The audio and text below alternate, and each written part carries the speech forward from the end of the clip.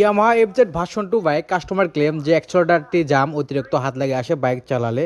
তো দেখতে পাচ্ছেন এই বাইকটি কিন্তু আমরা পিকআপ ট্রোলটি খুললাম, খোলার পর দেখতে পাচ্ছেন এটা আমরা ওয়াশ করে দিচ্ছি। আর এর ভেতরে কিন্তু অতিরিক্ত ময়লা পড়ে গেছে, ময়লা পড়ে জং পড়ে পিকআপটা আটকে ছিল।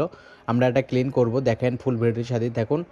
তো আমরা কিন্তু অলরেডি কিন্তু তেল মারা পরিষ্কার করে নিচ্ছি। এটা প্রথমে তেল মারার পর পিকআপের যে ছোটোটা রয়েছে ছোটোটা আমরা পরিষ্কার করে দিচ্ছি। তারপরে কিন্তু আমি সিরিজ কাগজে দেখতে পাচ্ছেন ঘুষের জংগুলো ক্লিয়ার করে দিলাম। তারপর আমি এখানে কিন্তু কাঁচা মোবাইল দিয়ে দিলাম, ভালো মোবাইল দিয়ে দিব, দেখতে পাচ্ছেন। মোবাইল দেওয়ার পর আমি এটা আবার এখানে একটু মাখাই দিলাম। দেওয়ার পর পিকআপের টোটালটা কিন্তু অস করা হয়ে গেছে। অস করার পর আমি কিন্তু ওটা আবার মোবাইল দিলাম। মোবাইল দেওয়ার পর দেখেন আমি কিন্তু সুন্দরভাবে ইজি করে দিলাম। ইজি করে দেওয়ার পর আমি কিন্তু সেটিং করছি, করার পর আমি ভেতরেও একটু মোবাইল দিয়ে দিলাম। দেওয়ার পর আমি ওখানে আবার একটু গ্রিজ দিয়ে দিলাম। তো আশা করি যারা পিকআপ জাম ওই কাজটি করে নিলে অবশ্যই পিকআপ ইজি হবে। আশা করি বুঝতে পারছেন। ধন্যবাদ সবাই।